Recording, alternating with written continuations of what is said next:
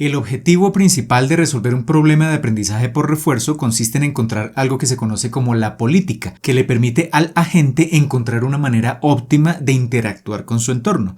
De hecho, de esta política les hablo en detalle en un video que vimos anteriormente acá en el canal. Y uno de los elementos usados para encontrar esta política es lo que se conocen como las funciones valor, que permiten bien sea determinar qué tan buena o qué tan mala es una política, o incluso encontrar una política óptima. Así que gran parte de los algoritmos que encontraremos de aprendizaje por refuerzo clásico o aprendizaje por refuerzo profundo basado en redes neuronales, lo que buscan en el fondo es de alguna manera estimar o calcular precisamente esas funciones valor. Y esas funciones valor vienen esencialmente en lo que llamaríamos dos sabores. Una que se conoce como la función estado-valor y otra que se conoce como la función acción-valor. Entonces en este video vamos a entender precisamente qué son estas funciones valor. Específicamente vamos a entender qué es la función estado-valor, qué es la función acción-valor y cómo se usan generalmente en un problema de aprendizaje por refuerzo. Y recuerden que si les gusta este tipo de contenido y este tipo de videos, desde ya los invito a darle un pulgar hacia arriba de me gusta a este video y a que lo compartan con todos sus amigos y conocidos, pues esto me va a ayudar un montón a seguir llevando este contenido cada vez a más y más personas. Y si aún no lo han hecho, los invito a suscribirse al canal y activar la campanita para que YouTube les notifique cada vez que publique un nuevo video. Pero antes de comenzar, los invito a visitar codificandobits.com, en donde encontrarán la academia online con cursos de inteligencia artificial, ciencia de datos y machine learning que les permitirán construir su carrera en estas áreas, y todo por una suscripción mensual de tan solo $10. Además, se podrán poner en contacto conmigo si están interesados en asesorías para el desarrollo de proyectos o cursos de formación personalizada. Así que listo, comencemos. Muy bien, y para entender qué son las funciones valor tenemos que recordar algunos conceptos básicos de aprendizaje por refuerzo que ya les he venido mencionando en videos anteriores. Esos videos los voy a dejar enlazados acá en la descripción de este video. Y para recordar estos conceptos, pues partamos de un ejemplo sencillo, un pequeño juego de un tablero bidimensional. Obviamente el aprendizaje por refuerzo permite resolver problemas más complejos, pero para simplificar las cosas, en este video vamos a suponer este sencillo tablero que tiene 6 casillas diferentes. Entonces, el objetivo del aprendizaje por refuerzo es que vamos a tener un agente, por ejemplo, este robot, que se tiene que desplazar por el tablero y llegar de manera óptima, es decir, recolectando el máximo puntaje posible hasta la meta, que es la casilla 6. Entonces parte en la casilla 1, tiene que llegar a la casilla 6, pero hay una casilla donde se puede quedar atrapado, que es la casilla número 3. Y en cada una de las casillas puede ejecutar movimientos a la izquierda, derecha, arriba o abajo. Y dependiendo de la ruta que tome el agente, va a obtener en cada movimiento una recompensa que puede ser un valor negativo relativamente pequeño o un valor negativo muy alto, por ejemplo si cae en la casilla 3, o una recompensa positiva si llega a la meta correctamente. Y entonces el objetivo es que en el menor número de movimientos logre llegar a la meta. Esto es un problema de aprendizaje por refuerzo. Entonces tenemos precisamente un agente, el robot, que interactúa con un entorno, las casillas de este tablero, y que en cada movimiento va recolectando lo que se conoce como una recompensa. Y al final lo que queremos es que el puntaje total sea el máximo posible. Y ese puntaje total en el aprendizaje por refuerzo se conoce como el retorno. Entonces, por ejemplo, si el agente pasa por la casilla 2 o la 4 o la 5, va a obtener una recompensa de -1 en cualquiera de esos casos, pero si por alguna razón llega a caer en la casilla 3, en ese punto queda atrapado en esa casilla, como no es lo ideal, va a tener una recompensa negativa mucho más alta, de -10, y en ese punto terminaría el episodio, es decir, no lo completa correctamente, debería volver a la casilla de inicio. Y por el contrario, si llega correctamente a la casilla 6, que es la meta, va a obtener una recompensa positiva de +10 y va a terminar el episodio. Entonces en cada movimiento va a obtener puntajes o recompensas de -1 o de -10 si queda atrapado en la casilla 3 o de +10 si llega a la casilla final. Y entonces el retorno es la suma precisamente de esas recompensas individuales dependiendo de la trayectoria que tome el agente. Entonces, el objetivo final de un problema de aprendizaje por refuerzo, más allá de este pequeño juego, es que en términos generales el agente tiene que obtener el máximo retorno posible. Y ese máximo retorno pues va a depender de las acciones que ejecute el agente y qué es lo que le va a indicar al agente qué acciones debe ejecutar en cada una de las posiciones o en cada uno de los estados. Estas casillas se conocen como estados. Pues lo que le va a indicar al agente cuáles son las acciones más adecuadas que tiene que ejecutar en cada estado es lo que se conoce como la política. De la política ya les hablé en un video anterior que les dejo por acá arriba enlazado. Entonces, partiendo de este contexto, vamos a entender ahora sí qué son las funciones acción-valor y estado-valor, es decir, las funciones valor en un problema de aprendizaje por refuerzo. Comencemos entendiendo entonces qué es la función estado-valor y para qué se usa generalmente en un problema de aprendizaje por refuerzo. Volvamos al caso del sencillo juego que les acabo de describir, donde tenemos un pequeño tablero con 6 estados. El agente parte del estado 1 y el objetivo es que llegue de manera óptima, es decir, obteniendo el máximo retorno posible hasta la casilla 6. Del lado derecho tenemos la política, nos vamos a referir a la política con la letra pi, y entonces esta política lo que nos indica es para cada uno de los 6 estados, cuál es la probabilidad de ejecutar diferentes tipos de acciones. Y entonces las columnas que tenemos del lado derecho nos indican la probabilidad de que el agente se mueva a la izquierda, a la derecha, arriba o abajo, que son las 4 diferentes acciones que podría ejecutar en este sencillo juego el agente. Entonces, si estamos en el estado 1, esta política, por ejemplo, en particular, indica que la probabilidad de que se mueva a la izquierda es de 0. ¿Por qué? Porque el agente está en la casilla 1 y del lado izquierdo de esa casilla no hay más posiciones, entonces esa probabilidad es 0.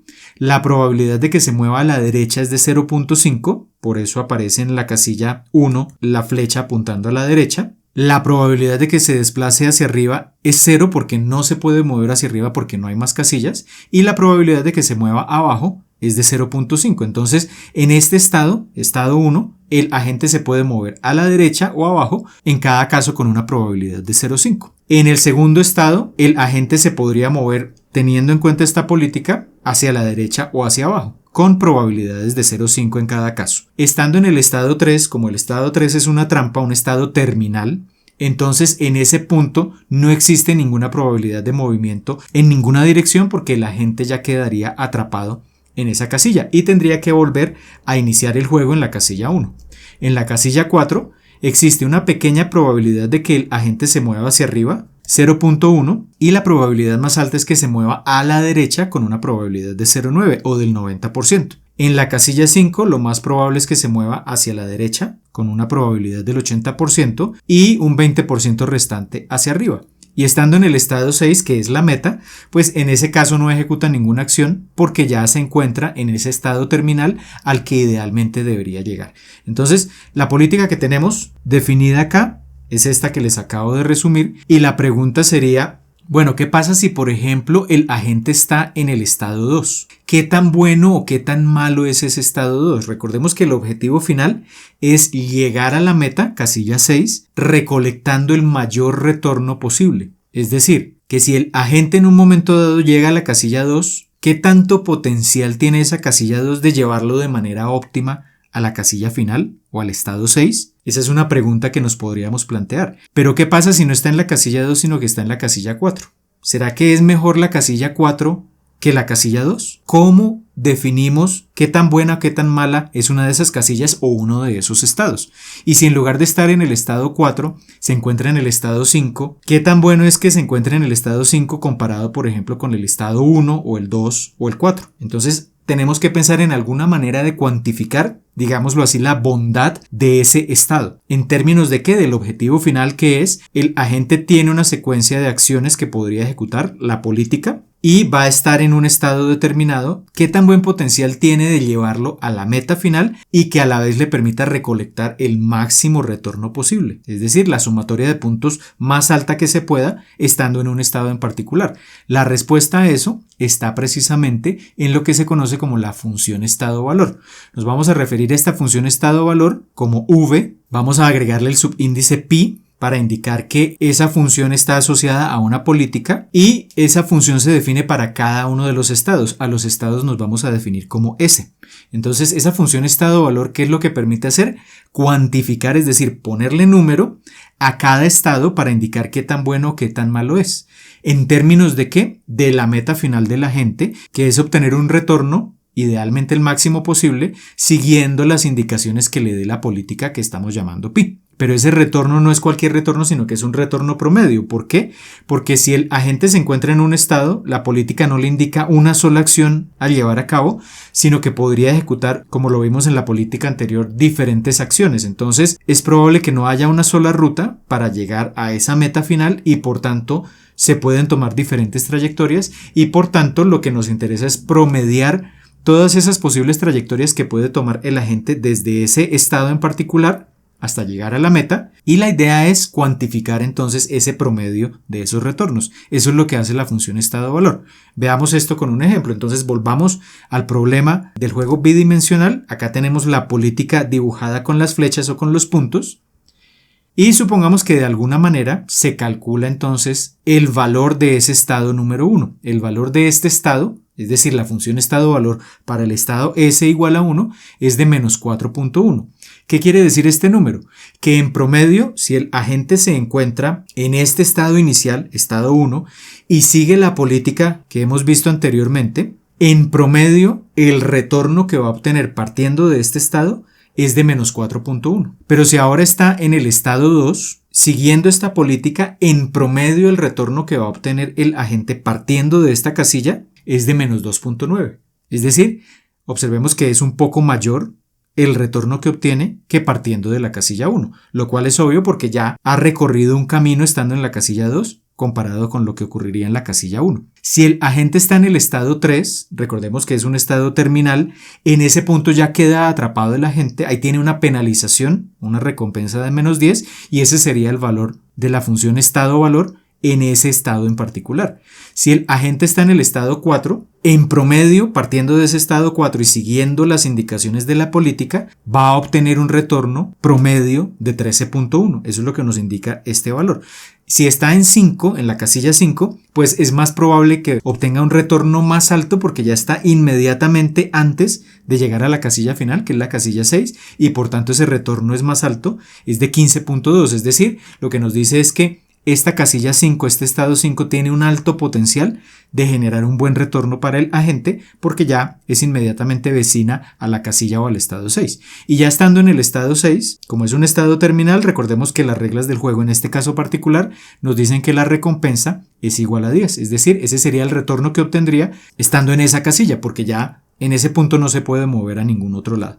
Esa es la idea básica de la función estado-valor. Entonces es para cada uno de los estados que tenemos en el problema que estemos resolviendo, cuantificar qué tan bueno es en términos del retorno promedio que le va a entregar a la gente si se sigue una política en particular. Estos números cambian si nosotros cambiamos la política. Es decir, la función estado-valor depende de la política. Y teniendo eso en cuenta, entonces, ¿cuál es el principal uso de la función estado-valor? No es el único uso, pero el principal uso es evaluar una política, cuantificar qué tan buena o qué tan mala es una política. Entendamos esto con un ejemplo. Entonces tenemos del lado izquierdo la política de la que hemos venido hablando, vamos a llamarla Pi 1, y del lado derecho tenemos la política Pi 2. Observemos que no son exactamente iguales. Por ejemplo, en el estado 1, ambas políticas nos dan un 50% de probabilidad para moverse a la derecha o para moverse hacia abajo, pero en el estado 2 ya son diferentes. Por ejemplo, la política 2 en el estado 2 nos indica que existe un 33.3% de probabilidad de que la gente se mueva a la izquierda, un 33.3% de que se mueva a la derecha, un 33.3% de que se mueva hacia abajo. Algo similar ocurre en el estado 5 para la política 2. Es decir, movimiento a la derecha, a la izquierda y arriba tienen las mismas probabilidades de 33.3%.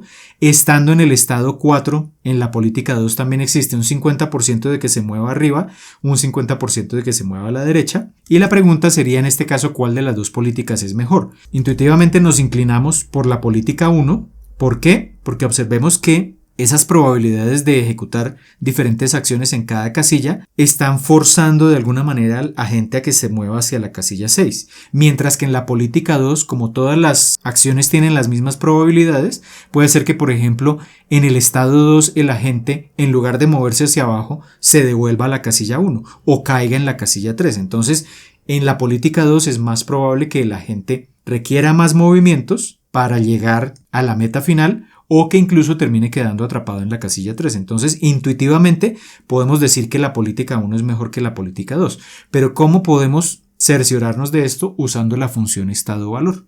Entonces, si para cada una de esas políticas, usando algún algoritmo de aprendizaje por refuerzo, cuantificamos los estados y hacemos una comparación uno a uno, pues podemos ver que para la política 1 el primer estado tiene un valor de menos 4.1, mientras que para la política 2 tiene un valor de menos 7.8. Es un peor valor que el de la política 1. Entonces, en el estado 1 es mejor la política 1, pero esto se replica para el estado 2 y todos los demás estados. Es decir, en el estado 2 el valor de la política 1 es menos 2.9, mientras que la política 2 es peor, menos 9.5. En el estado 4 el valor para la política 1 es 13.1, mientras que en la política 2 es menos 4.2. Sigue siendo mejor la política 1. En el estado 5 el valor es 15.2 para la política 1, 1.5 para la política 2 y por tanto en todos los casos los estados tienen una mejor perspectiva, digámoslo así, desde la política 1 que desde la política 2 y por tanto uno de los principales usos de esa función estado-valor es para evaluar una política cuando el agente tiene múltiples políticas disponibles y queremos determinar de forma automática cuál de ellas resulta siendo mejor en términos del objetivo final, que es que el agente obtenga el máximo retorno promedio posible al momento de interactuar con el entorno. Y en este caso entonces concluiríamos que efectivamente la política 1 es la mejor. Y ahora entendamos entonces qué es la función acción-valor o también conocida como la función estado-acción. Volvamos al caso de la política que teníamos planteada inicialmente. Del lado izquierdo tenemos la representación gráfica de la política con las flechas amarillas y los puntos y del lado derecho como tal la tabla correspondiente a la política. Supongamos que nos planteamos la siguiente pregunta. Si estamos en el estado 2, ¿cuál acción de las que están disponibles en ese estado sería la más adecuada para que la gente la ejecute y que le brinde el mayor potencial de recolectar la mayor cantidad de puntos en esa interacción con el entorno? Es decir, la pregunta sería, estando en el estado 2, ¿cómo cuantificamos qué tan buena o qué tan mala es una acción en particular, teniendo siempre presente que el objetivo es que se recolecte el máximo retorno promedio posible? Es decir, en este caso particular, si volvemos a la política, en el estado 2 el agente puede moverse a la derecha con una probabilidad de 0.5 o puede moverse abajo con una probabilidad de 0.5. ¿Qué es lo que resultará mejor para el agente? ¿Moverse a la derecha o moverse abajo estando en este estado? Y en términos de recolectar el máximo retorno promedio posible. O podríamos plantearnos, bueno, y si el agente está no en la casilla 2 sino en la casilla 5 y acá tiene disponible la opción de moverse a la derecha con un 80% de probabilidad o de moverse arriba con un 20% de probabilidad. ¿Cuál de las dos acciones, derecha o arriba, le generaría el mayor retorno promedio? Intuitivamente podríamos decir que es el movimiento a la derecha, pero la idea es poder cuantificar qué tan buena será esa acción, movimiento a la derecha, estando en el estado 5, comparado con ¿qué tan buena será la acción de moverse hacia arriba estando en el estado 5? La respuesta a estas preguntas nos la entrega precisamente la función acción-valor, también conocida como la función estado-acción. El nombre que le vamos a dar es Q, del inglés quality, calidad, es decir, qué tan buena es una acción que ejecuta el agente estando en un estado en particular. Por eso esa función depende de S, el estado, y de A, la acción que se ejecute. Y esa función entonces va a cuantificar, va a ponerle números a qué tan buena es una combinación estado-acción en términos del retorno promedio que el agente va a obtener si sigue una política en particular. Nuevamente esta función va a depender de la política porque cada acción que se ejecuta depende de cómo sea la política y por tanto le agregamos el subíndice pi a ese nombre de la función. Entendamos esta definición con un ejemplo. Volvamos a la política que teníamos inicialmente y del lado derecho en la tabla ahora tenemos no la política, sino los diferentes valores que tiene la función acción-valor, en este caso particular para la política que estamos analizando. Entonces, si estamos en el estado 1, vemos que en el estado 1 la función acción-valor para una acción al lado izquierdo no está definida porque el agente no se puede mover al lado izquierdo ni tampoco hacia arriba. Está definida para la acción movimiento a la derecha y movimiento hacia abajo. Y observemos acá que hay una diferencia importante. La función acción-valor para el movimiento a la derecha tiene un valor de menos 3.9 y la función acción-valor para el movimiento hacia abajo tiene un valor de 12.1. Es decir, que estos números lo que nos están diciendo es que en este contexto, para esta política y estando el agente en el estado 1, lo mejor es que se desplace hacia abajo porque tiene el potencial de obtener un retorno promedio de 12.1 frente a un retorno promedio de menos 3.9 si se mueve a la derecha. Eso es lo que nos dice esta función acción-valor. Si ahora estamos en la casilla 2, dada esta política, no hay probabilidad de que la gente se mueva a la izquierda ni hacia arriba. Las únicas probabilidades son de que se mueva a la derecha o hacia abajo. Si se mueve a la derecha, estando en el estado 2, el valor de esa acción que ejecuta desde el estado 2 es menos 20, es decir, no es bueno. ¿Por qué? Porque si se mueve a la derecha va a terminar atrapado en la casilla 3. Y si el movimiento es hacia abajo, tiene el potencial de obtener un retorno promedio de 14.2. ¿Qué nos dice esto? Que es mejor que el agente se mueva hacia abajo, siguiendo esta política. Y siguiendo la misma lógica, si el agente está en la casilla 3, queda atrapado en este punto, no puede ejecutar ninguna acción y por tanto, para este estado terminal, la función acción-valor no está definida. Si vamos a la casilla 4, en ese punto el agente no se puede desplazar a izquierda, no se puede desplazar hacia abajo, las únicas opciones son derecha o hacia arriba. Si se mueve a la derecha, la función acción-valor alcanza un valor de 14.2, mientras que si se mueve hacia arriba, hacia la casilla 1, alcanza un valor de 3.1.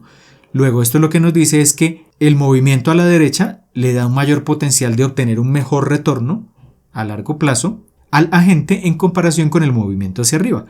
Si llegamos a la casilla 5, en ese punto no se puede mover según esta política a la izquierda o hacia abajo. Las opciones que quedan son a la derecha o hacia arriba.